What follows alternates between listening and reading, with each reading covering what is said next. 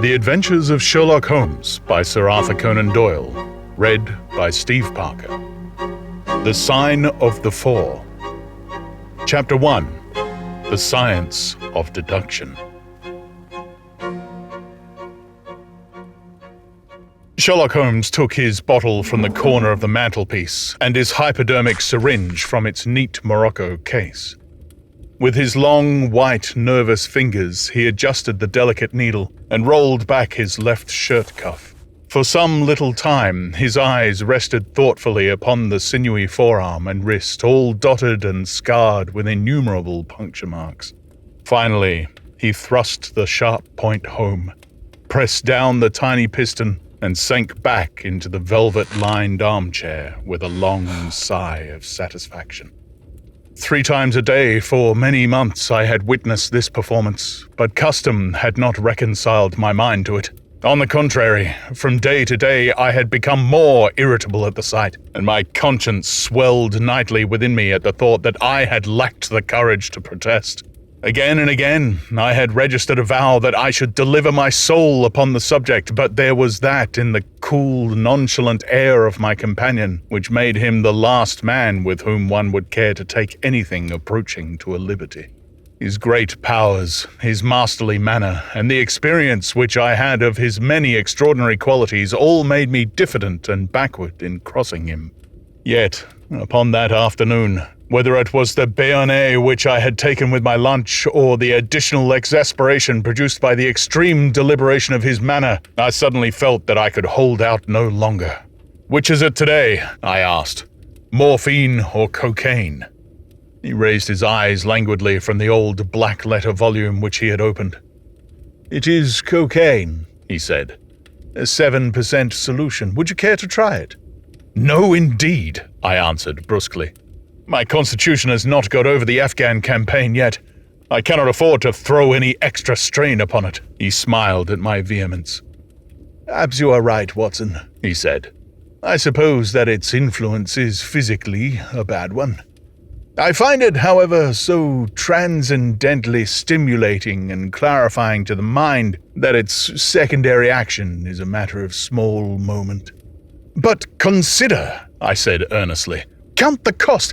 Your brain may, as you say, be roused and excited, but it is a pathological and morbid process, which involves increased tissue change and may at last leave a permanent weakness. You know, too, what a black reaction comes upon you. Surely the game is hardly worth the candle. Why should you, for a mere passing pleasure, risk the loss of those great powers with which you have been endowed? Remember that I speak not only as one comrade to another, but as a medical man to one for whose constitution he is to some extent answerable." He did not seem offended. On the contrary, he put his fingertips together and leaned his elbows on the arms of his chair, like one who has a relish for conversation. "My mind," he said, "rebels at stagnation. Give me problems, give me work, give me the most abstruse cryptogram or the most intrinsic analysis, and I am in my proper atmosphere. I can dispense then with artificial stimulants. But I abhor the dull routine of existence. I crave for mental exaltation. That is why I have chosen my own particular profession, or rather, created it, for I am the only one in the world." "The only unofficial detective," I said, raising my eyebrows. "The only unofficial consulting detective," he answered. "I am the last and highest court of appeal in detection. When Gregson or Lestrade or Athelney Jones are out of their depths, which, by the way, is their normal state, the matter is laid before me. I examine the data as an expert and pronounce a specialist's opinion. I claim no credit in such cases. My name figures in no newspaper. The work itself, the pleasure of finding a field for my peculiar powers is my highest reward. But you have yourself some experience of my methods in work in the Jefferson Hope case." "Yes, indeed," said I cordially. "I was never so struck by anything in my life. I even embodied it in a small brochure with the somewhat fantastical title of A Study in Scarlet." He shook his head sadly. I glanced over it, said he. Honestly, I cannot congratulate you upon it. Detection is, or ought to be, an exact science, and should be treated in the same cold and unemotional manner. You have attempted to tinge it with romanticism, which produces much the same effect as if you worked a love story or an elopement into the fifth proposition of Euclid. But the romance was there, I remonstrated. I could not tamper with the facts. Some facts should be suppressed, or at least a just sense of proportion should be observed in treating them. The only point in the case which deserved mention was the curious analytical reasoning from effects to causes by which I succeeded in unraveling it. I was annoyed at this criticism of a work which had been specially designed to please him.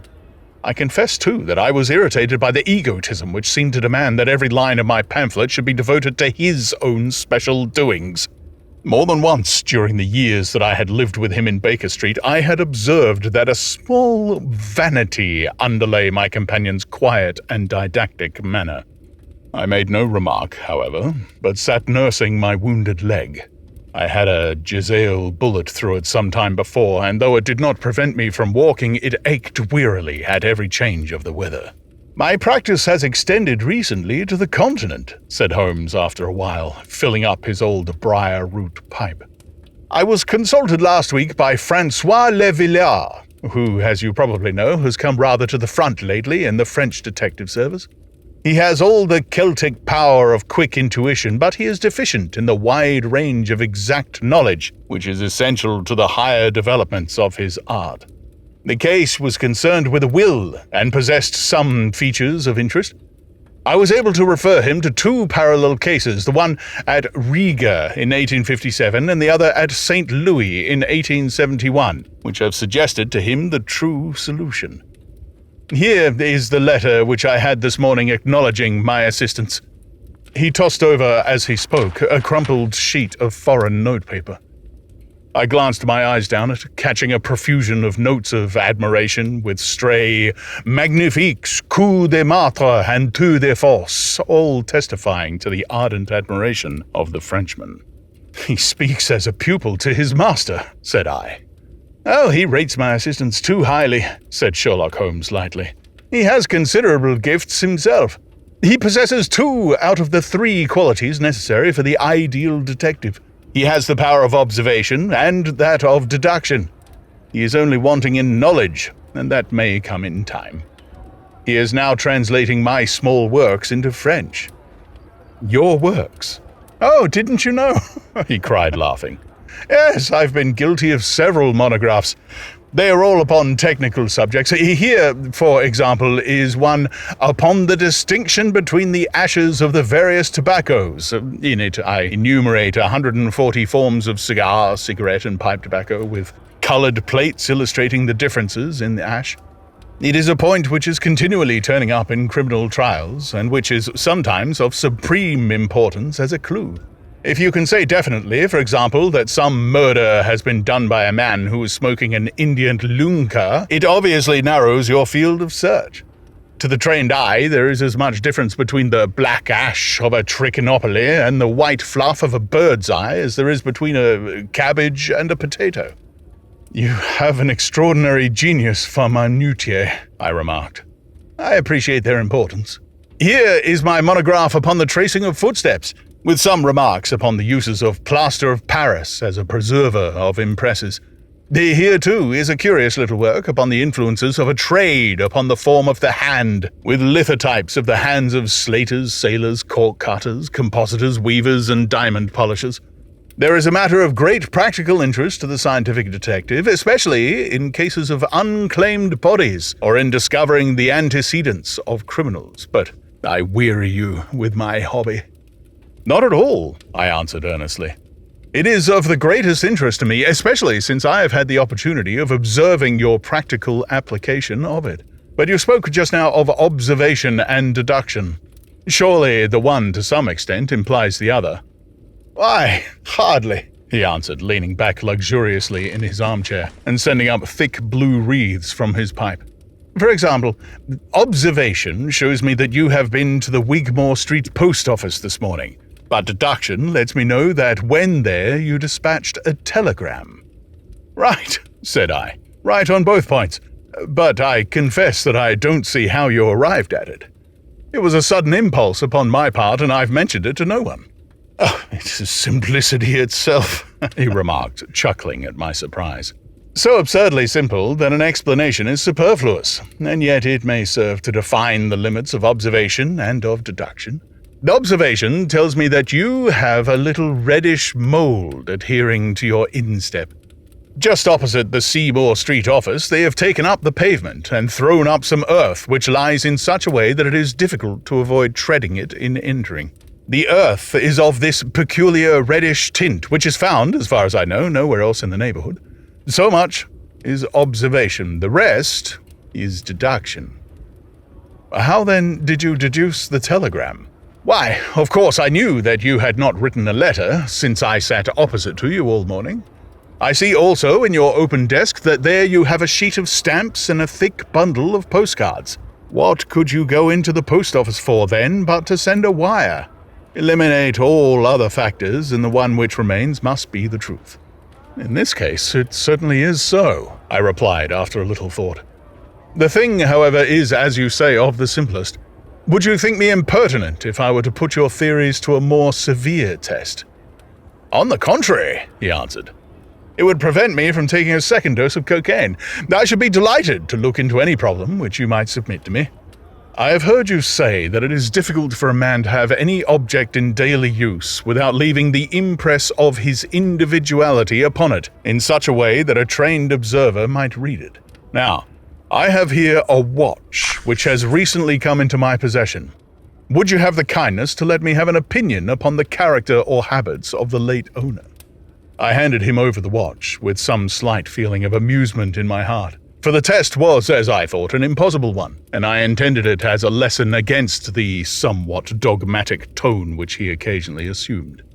He balanced the watch in his hand, gazed hard at the dial, opened the back, and examined the works, first with his naked eyes and then with a powerful convex lens. I could hardly keep from smiling at his crestfallen face when he finally snapped the case to and handed it back. There are hardly any data, he remarked. The watch has been recently cleaned, which robs me of my most suggestive facts. You are right, I answered. It was cleaned before being sent to me. In my heart, I accused my companion of putting forward a most lame and impotent excuse to cover his failure. What data could he expect from an uncleaned watch? Though unsatisfactory, my research has not been entirely barren, he observed, staring up at the ceiling with dreamy, lackluster eyes. Subject to your correction, I should judge that the watch belonged to your elder brother, who inherited it from your father. That you gather no doubt from the HW upon the back? Quite so. The W suggests your own name. The date of the watch is nearly 50 years back, and the initials are as old as the watch, so it was made for the last generation. Jewelry usually descends to the eldest son, and he is most likely to have had the same name as your father. Your father has, if I remember right, been dead many years. It has, therefore, been in the hands of your eldest brother. Right so far, said I. Anything else? He was a man of untidy habits, very untidy and careless. He was left with good prospects, but he threw away his chances, lived for some time in poverty, with occasional short intervals of prosperity, and finally, taking to drink, he died. That is all I can gather. I sprang from my chair and limped impatiently about the room with considerable bitterness in my heart. "This is unworthy of you, Holmes," I said. "I could not have believed that you would have descended to this. You have made inquiries into the history of my unhappy brother, and you now pretend to deduce this knowledge in some fanciful way. You cannot expect me to believe that you have read all this from his old watch. It is unkind and, to speak plainly, has a touch of charlatanism in it." "My dear doctor," said he kindly, "pray accept my apologies. Viewing the matter as an abstract problem, I had forgotten how personal and painful a thing it might be to you. I assure you, however, that I never even knew that you had a brother until you handed me the watch." "Then how, in the name of all that is wonderful, did you get these facts? They are absolutely correct in every particular." "Ah, that is good luck. I could only say what was the balance of probability. I did not at all expect to be so accurate. But it was not mere guesswork." Oh, no, I'd never guess. It is a shocking habit, destructive to the logical faculty. What seems strange to you is only so because you do not follow my train of thought or observe the small facts upon which large inferences may depend. For example, I began by stating that your brother was careless. When you observe the lower part of that watch case, you notice that it's not only dinted in 2 places, but it is cut and marked all over from the habit of keeping other hard objects such as coins or keys in the same pocket. Surely it is no great feat to assume that a man who treats a 50-guinea watch so cavalierly must be a careless man. Neither is it a very far-fetched inference that a man who inherits one article of such value is pretty well provided for in other respects. I nodded to show that I followed his reasoning. It is very customary for pawnbrokers in England, when they take a watch, to scratch the number of the ticket with a pinpoint upon the inside of the case. It is more handy than a label, and there's no risk of the number being lost or transposed. There are no less than 4 such numbers visible to my lens on the inside of this case. Inference, that your brother was often at low water. Secondary influence, that he had occasional bursts of prosperity, or he could not have redeemed the pledge. Finally, I ask you to look at the inner plate which contains the keyhole. Look at the thousands of scratches all round the hole, marks where the key has slipped. What sober man's key could have scored those grooves? But you'll never see a drunkard's watch without them. He winds it at night, and he leaves these traces of his unsteady hand. Where is the mystery in all this? It is as clear as daylight, I answered. I regret the injustice which I did to you. I should have had more faith in your marvelous faculty. May I ask whether you have any professional inquiry on foot at present? None, hence the cocaine. I cannot live without brain work. What else is there to live for? Stand at the window here. Was ever such a dreary, dismal, unprofitable world? See how the yellow fog swirls down the street and drifts across the dun-coloured houses. What could be more hopelessly prosaic and material? What is the use of having powers, Doctor, when one has no field upon which to exert them? Crime is commonplace, existence is commonplace, and no qualities save those which are commonplace have any function upon earth. I had opened my mouth to reply to this tirade when, with a crisp knock, our landlady entered, bearing a card upon the brass salver. "A young lady for you, sir," she said, addressing my companion. "Miss Mary Morstan," he read. I've no recollection of the name. Ask the young lady to step up, Mrs. Hudson. Don't go, Doctor. I should prefer that you remain.